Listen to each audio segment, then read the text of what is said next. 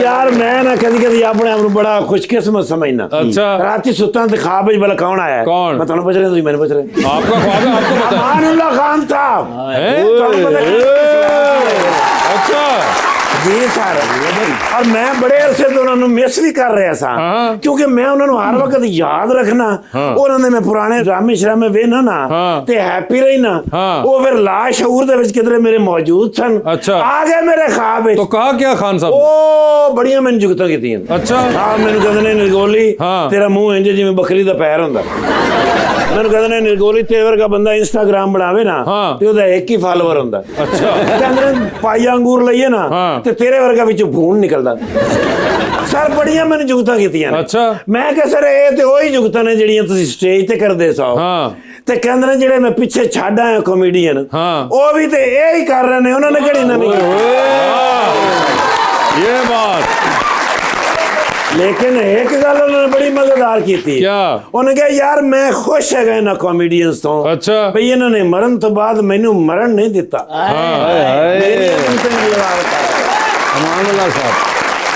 कहते ने मेरे लो एक बार निर्गोली इन्होंने जाके पूछी कदों तक मेरिया जुगतां ते गुजारा करोगे? बिल्कुल। और कोई अपनियां भी तखलीक करो। एग्जैक्टली। आ इंडिया जिहड़ा हैगा ओने स्टैंड अप कॉमेडियन दे विच पूरी इंडस्ट्री खड़ी कर दी है।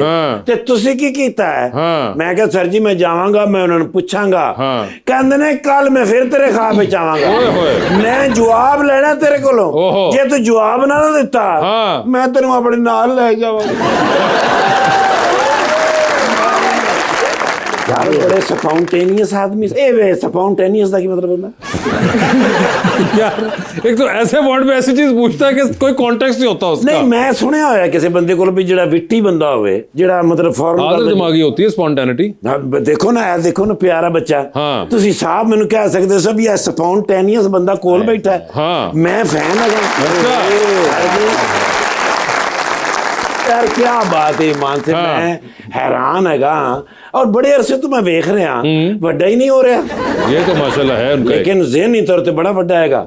जिन्ना तुहानू नजर आउंदा ना इन्ना जमीन च भी हैगा। अच्छा यार होस्टिंग भी कर लेंदा, घर दे विच रोस्टिंग भी कर लेंदा ते माशाल्लाह ड्रामे भी कर लेंदा, फिल्मां भी कर लेंदा ते काम क्यों नहीं करदा? तो ये सब जो कर रहा है ये क्या है? नहीं ये तो एंजॉयमेंट होती है। नहीं एंजॉयमेंट नहीं होती, ये काम होता है। अच्छा जी यही काम है जी यार। वेरी गुड जी, यही काम है ना। You are the first man. Thank you sir.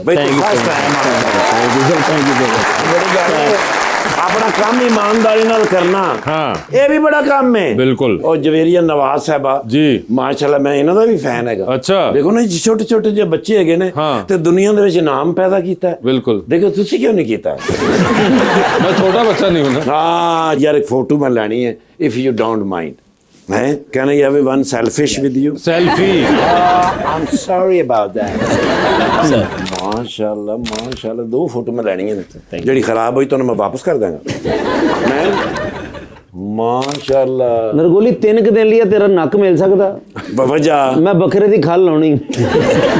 पुत्र तू मैनू 5 मिनट वास्ते मिल सकदा? ओ क्यों? मैं तेरी खल लाउनी।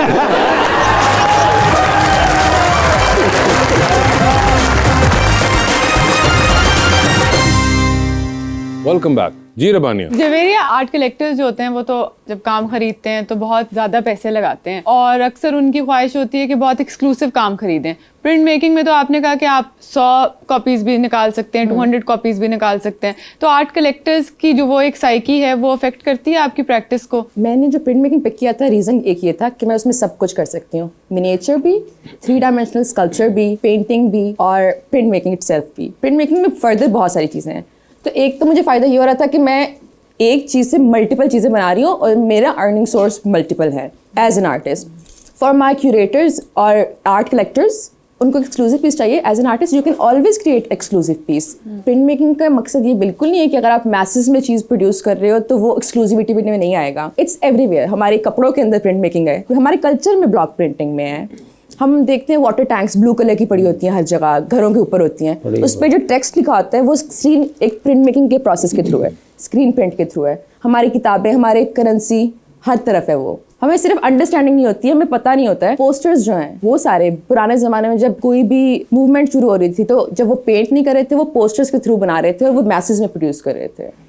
तो आई थिंक ये बिल्कुल इशू नहीं है. We make 1 by 1 exclusive pieces जो कि वन ऑफ इट्स काइंड होते हैं और nobody else can acquire it. और there are mediums in print making techniques जो कि आपको बनाती ही one of its kind mono prints हैं. जी अस्सलाम वालेकुम, मेरा नाम अलीज़ा फातिमा है और मेरा मैम से एक क्वेश्चन है कि वो कौन सा ऐसा लम्हा था जब आपने महसूस किया कि मैं वाकई एक आर्टिस्ट बन गई हूँ. मेरा थीसिस का डिस्प्ले था और मैं अपनी इंस्टॉलेशन करी थी, तो मैंने प्रिंट मेकिंग में थीसिस किया है कि मैंने एक सरफेस पे विजुअल बनाया था और उसके प्रिंट किए थे और वो थी ऑलमोस्ट 12 फीट बाय 8 फीट की वॉल और वो मैं अकेली बना रही थी बारी बारी करके चीज़ें. और जब वो बन गया और मैं उसके सामने खड़ी हुई तो मुझे रियलाइज़ हुआ कि this is what I was trying to look for. मैं ये चीज़ हर जगह ढूंढ रही थी बिकॉज हम अपनी खुशी यहाँ वहाँ ढूंढ रहे होते हैं, लोगों में, चीज़ों में, और हमें पता ही नहीं होता कि वो हमारे अंदर है.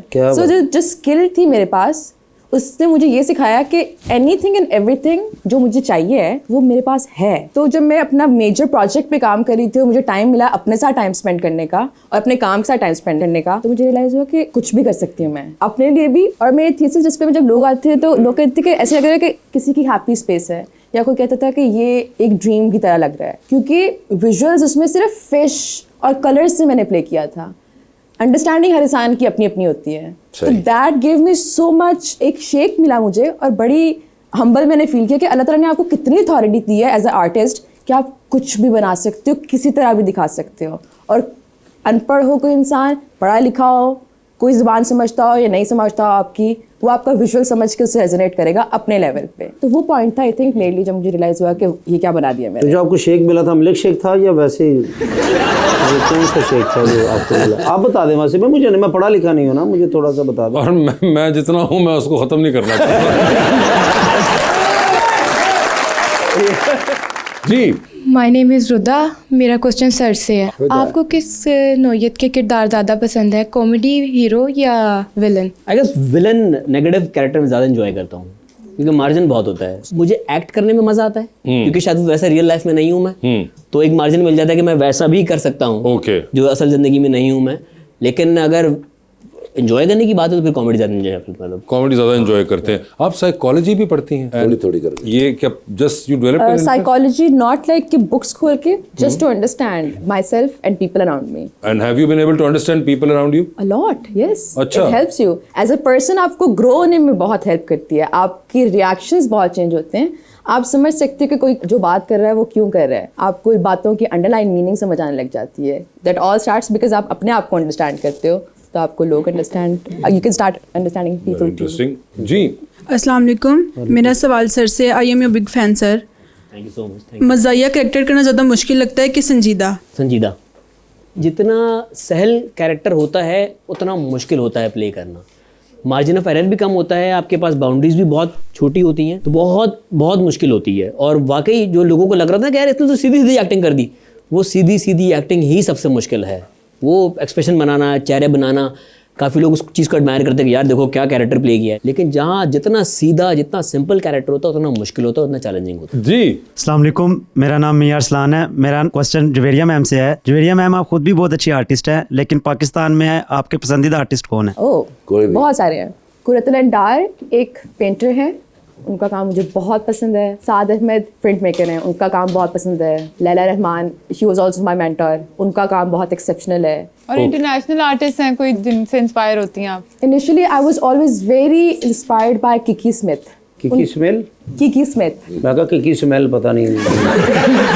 शुक्र है कि तुमने किकी कह दिया, मुझे डर सा कहेगा टिक्की स्मेल. जी तो अंडर द स्पॉटलाइट खेलते हैं आप लोगों के साथ.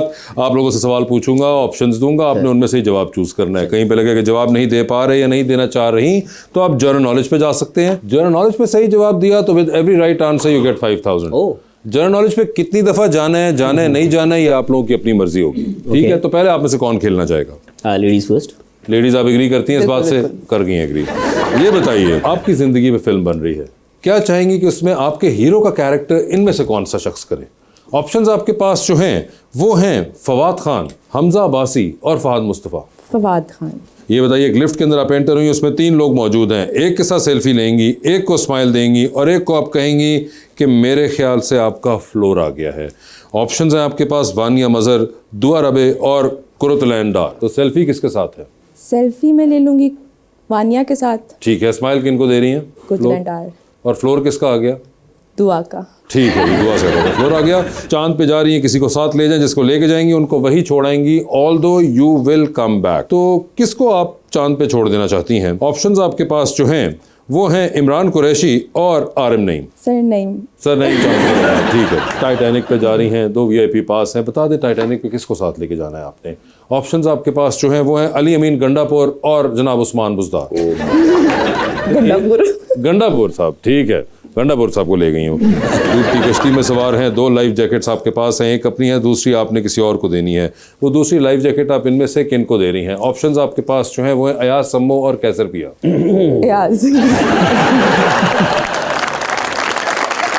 अयाज साहब, आप ही बता दीजिए, आपकी जिंदगी फिल्म बन रही है, क्या चाहेंगे उसमें आपकी हीरोइन का कैरेक्टर इनमें से कौन करें? ऑप्शंस आपके पास जो हैं वो हैं सज्जल अली, रमशा खान और हानिया आमिर।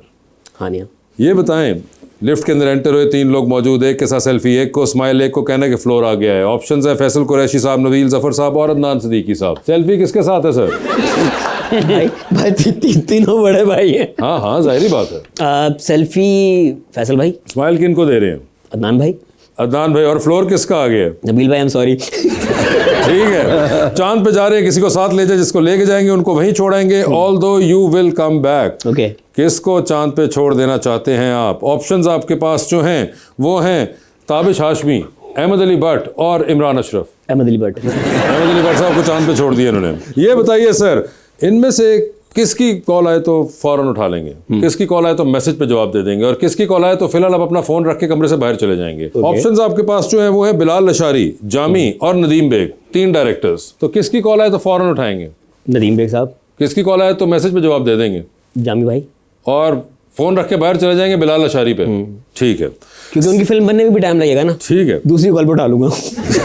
ये बताइए सर, टाइटैनिक पे जा रहे हैं आप भी, 2 VIP पास हैं, किसको साथ लेके जाना चाहते हैं टाइटैनिक के ऊपर आप? ऑप्शंस आपके पास जो हैं वो हैं डॉक्टर फिरदौस आशिक अवान, चाहत फतेह अली खान और महविश हयात।